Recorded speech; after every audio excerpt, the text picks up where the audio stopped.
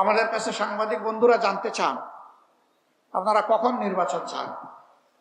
আমরা বলি যে দেখেন, আমরা তো 17.5 বছর ধৈর্য ধরেছি, জাতির স্বার্থে আর একটু ধৈর্য ধরার জন্য আমরা প্রস্তুত আছি।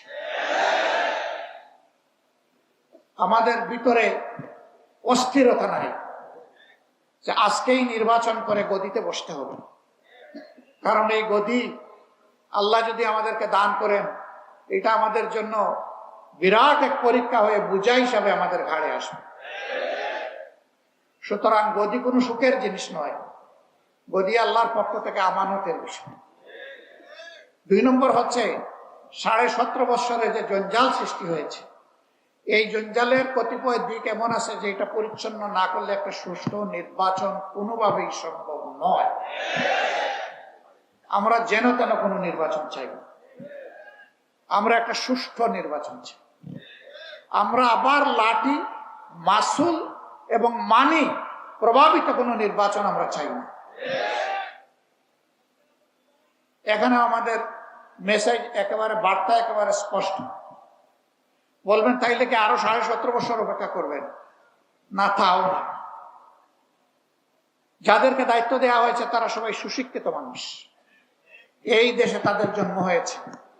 এই দেশের 18 কোটি মানুষ যদি মজলুম হয়, তারাও মজলুম, তারাও অনেকে জুলুমের শিকার হয়েছে। তার সাক্ষী আমরা। আশা করি তারা মজলুম হিসাবে দেশের 18 কোটি মানুষকে তারা সম্মান করবেন। এই জন্যে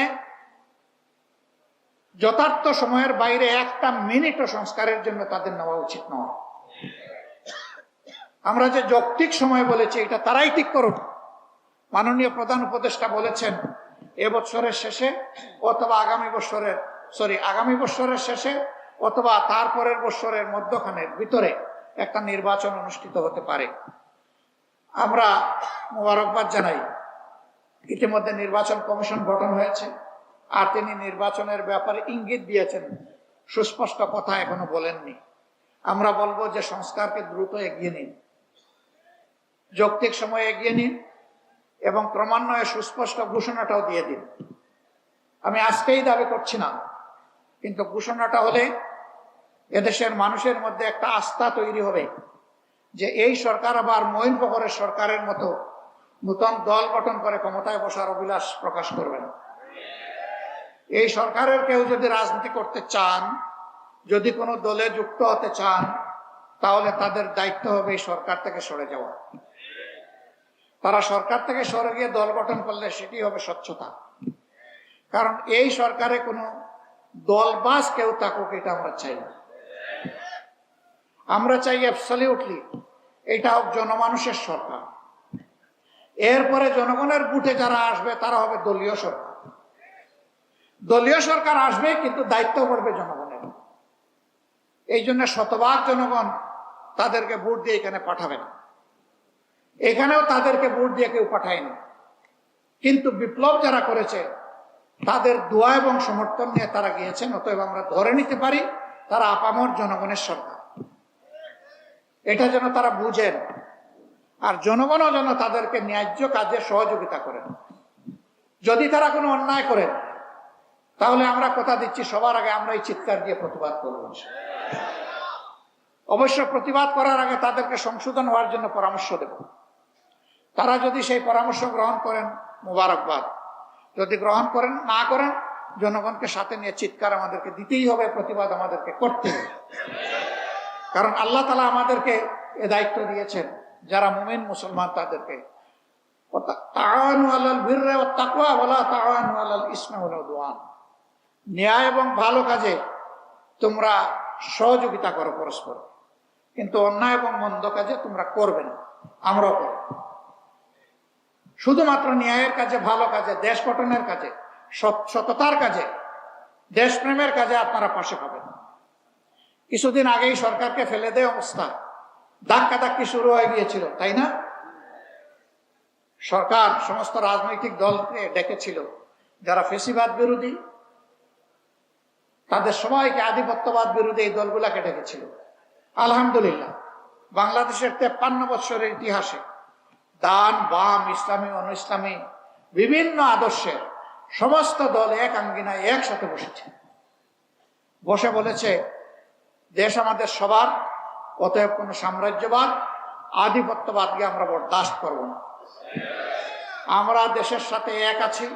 সরকার যতদিন পর্যন্ত দেশের স্বাধীনতা এবং সার্বভৌমত্বের প্রহরীর কাজ করবে, আমরা ততদিন এই সরকারের পাশে আছি, সাথে আছি। কাজে এই সরকারকে তো সমস্ত রাজনৈতিক দল ম্যান্ডেট দিয়েছে, আপনারা আগান, কিন্তু জনগণকে হতাশ করবেন না। আপনারা বাজার মূল্যে আমরা জানি আগের সরকারের প্রতিষ্ঠিত সিন্ডিকেট এখনো আপনারা ভাঙতে পারেন নাই, কিন্তু এটাও ভাঙতে হবে, এটাও ভাঙতে হবে। এই ভাঙনে আমরা আপনাদের সাথে থাকবো। আপনারা উদ্যোগ গ্রহণ করুন, উদ্যোগ আপনাদেরকে নিতে হবে। যদি হাত বদল হয়ে থাকে, তাহলে নতুন যে হাতে আছে ওই হাত অবশ করে দেন। এরা জনগণের দুশ্মন। কোন দুশ্মনের হাতে আর বাংলাদেশের ইজারা আমরা দিতে চাই না। আর কারো জমিদারি বাংলাদেশ হবে না, জনগণ আর কারো ভাড়াটিয়া হবে না ইনশাআল্লাহ। এদেশের মানুষ ধর্ম দল নির্বিশেষে সমান অধিকার ভোগ করবে বাংলাদেশে। আমরা সেই বাংলাদেশ দেখতে চাই। আপনারাও কি সেটা চান? যে আমরা যুব সমৃদ্ধ একটা সমাজ গড়বো ইনশাআল্লাহ। এটা মুখের কথা নয়, এটা কাজ দিয়ে আমরা প্রমাণ করবো ইনশাআল্লাহ।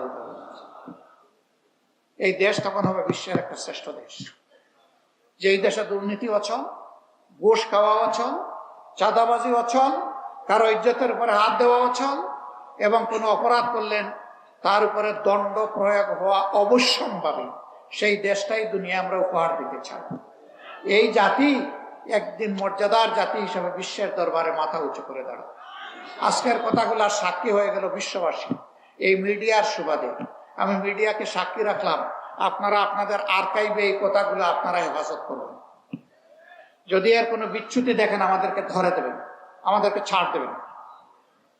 আর যদি ভালো কিছু দেখেন তাহলে আপনাদেরকে আমরা সঙ্গে চাই।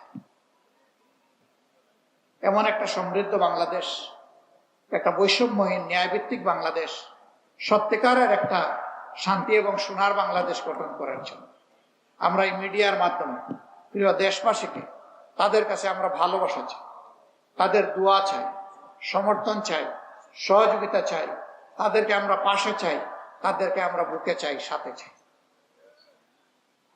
আল্লাহ তাআলা সবাইকে ভালো রাখুন। এ দেশের উপর আল্লাহ রহমত নাজিল করুন, শান্তির ফয়সালা আল্লাহ তাআলা দান করুন। সত্যিকার অর্থে আমাদের স্বাধীনতার ফসল আমাদের জনগণের ঘরে ঘরে পৌঁছে দেওয়ার তৌফিক আল্লাহ তাআলা দান করুন। সবাইকে ধন্যবাদ। আল্লাহ হাফিজ। বাংলাদেশ জিন্দাবাদ। বাংলাদেশ জামাতে ইসলামী জিন্দাবাদ। আসসালামু আলাইকুম ওয়া রাহমাতুল্লাহ।